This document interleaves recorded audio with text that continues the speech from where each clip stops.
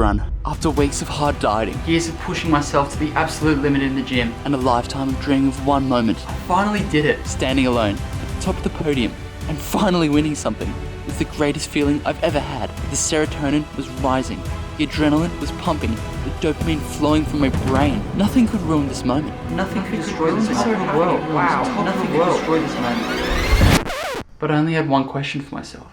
Was it a fluke? The anxiety that came over me made me question, was this all just luck? That this victory that I'd worked so hard for wasn't earned, and that the only way that I could prove to myself that I was worthy was to go back into the ringer, push myself against new competition, and see if I could do it again. The hefty refeed of my dreams can wait for another 4 weeks, because we're going back into prep. With already securing my nationals placing, it would be a good opportunity to step back on stage to kick out the nerves, surrounded by 5,000 fitness influencers at a fitness expo. But with only a short 4-week turnaround, the time frame was limited. Boy, did I have a lot of work to do. 3 days after the Newcastle comp, my weight had rebounded 2 kilograms due to the water retention that had occurred from my consumption of carbs, which was severely worrying and made my body dysmorphia absolutely spike. I was still feeling lean, but I definitely wanted to push the envelope to see how close I could transform my skinny torso into an anatomy chart. But this dream of a repeat would only be possible from a methodical, overcomplicated system, which would make me become the living embodiment of He-Man. Just no sword, long hair, or 120 kilograms of lean muscle. Step 1. I needed to pose every day, and even with my tremendous transactions that had transpired with me teleporting to my trainer every week, spending hours improving my poses and enhancing my stances, they were still pretty subpar, to be honest. My back shots were inconsistent, my side chest was off, and I don't even know how to explain this. I found this so concerning, as these poses were some of my favorite,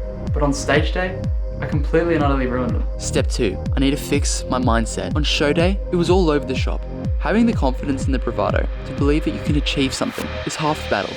And well, unfortunately I have the tendency of completely psyching myself out before I even attempt something. This was evident in my last comp, where after glimpsing some of my competition, came to the conclusion that I was screwed and tried to find the nearest window to jump out of it. Step 3, I needed to pick a division and stick with it. The idea of specificity was key with this one. Going on stage 4 times in one day nearly killed me, and with a different marking criteria and different posing entirely, it made practicing completely and utterly overcomplicated. So I might as well just stick to classic for now. We'll be back for the board shots. Step 4, I had to stick to my guns. My cannon was the vacuum. It's a simple spell, but quite unbreakable. With the ability to suck in my gut and hold it for extended periods of time, I could potentially manage an uncanny sea bum impersonation, the only difference being 25 kilograms and a tasteful mustache, which I still can't grow. I'm not jealous, you are. And with a plan in action, and one overly eager, half-starved stick insect, all too keen to suffer, it was time to transform. The training protocol was simple. Now I know. It might seem cliche, but my coach thought the bro split was the best course of action to get me jacked. Big squeeze, big squeeze. Push it. One more, there's one more. Come on. Push it. Up, keep going, hold it. Good. Good. Come on.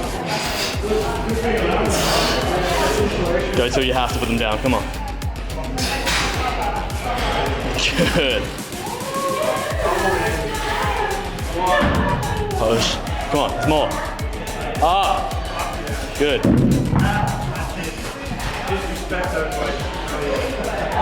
Give a little most muscular. I don't know. In terms of my diet, the food I was eating was actually really tasty. If your definition of tasty is eating sweet potato 5 times a day with an addition of either egg whites, chicken, steak, or fish. Now I know, you might be salivating hearing the description of delicious foods, but it was all I was going to eat for the foreseeable future. And I was actually pretty keen. In terms of cardio, I'd actually been banned at this point due to my addiction of disappearing my bike and going for runs for countless hours in order to break my records. However, this fast-tracked my weight loss, which I couldn't afford at this point.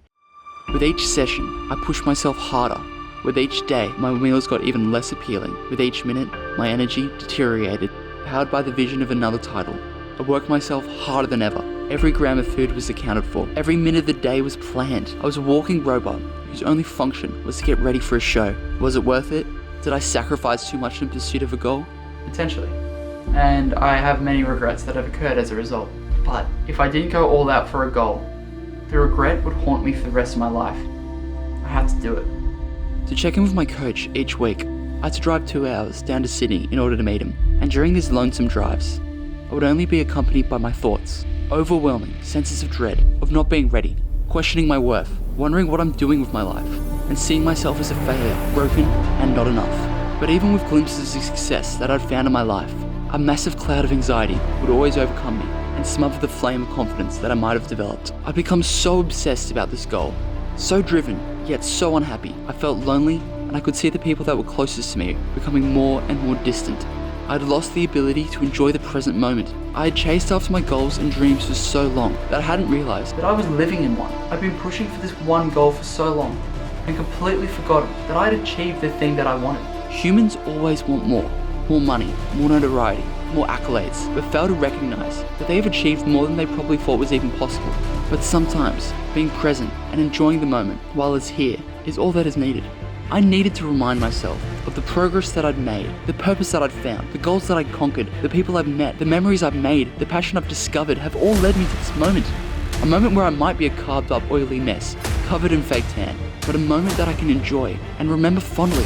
I've got a lot of anxiety about how I perform today because I want to perform and do my best, but at the same time, I feel like if I don't do well, I kind of let myself down, people around me. The fact that you go through a whole prep, you go through 16 weeks of dieting, months of training to get to this point, years of training, and to enjoy the moment on stage, it's just a bonus. Like, you've won by getting here.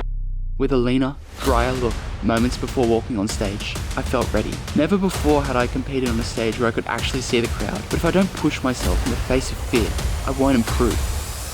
As nothing is impossible to those who try.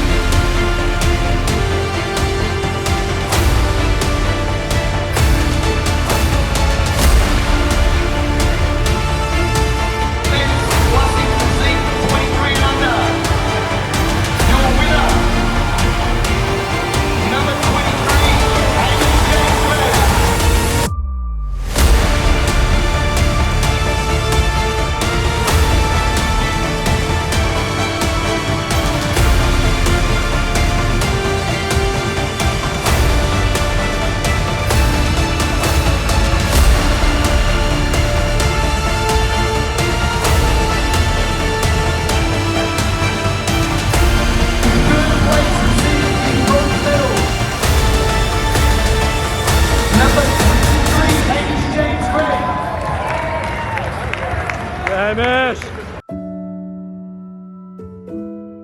That was the toughest lineup that I've ever competed in, and I couldn't be more proud of the result. Yeah, get it off me.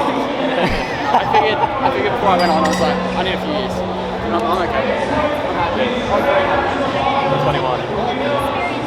Some of these guys, like, Big boys. Right. I'm happy. I'm happy. Coming away with first in under 23s, even though I was the only competitor, it was a cool thing. The overall was so much fun. I got to share the stage with 9 competitors and push myself and prove to myself that I can compete against grown men. But I'm gonna need a couple more years in order to grow into my frame. Joseph and Philip, who came first and second, looked absolutely insane. And AJ, who came fourth, what an amazing poser. It was definitely my best experience that I've had to date on stage, and I couldn't have asked for a better group of competitors to share it with. Sure, being on a stage surrounded by onlookers at a fitness expo was a scary thought at first, but having the self-belief that I had on the day to display of what I worked for made me proud of what I can do. I improved, not as a winning bodybuilder, but as a person who can have fun and be present in the moment, who managed to not let their anxiety overcome them and had fun in a sport that they loved. But now with those 2 shows done, the main event is all that's left. The only reason why I wanted to step on stage this year was for one show, Nationals. And we've made it. Let's see if I can become national champion.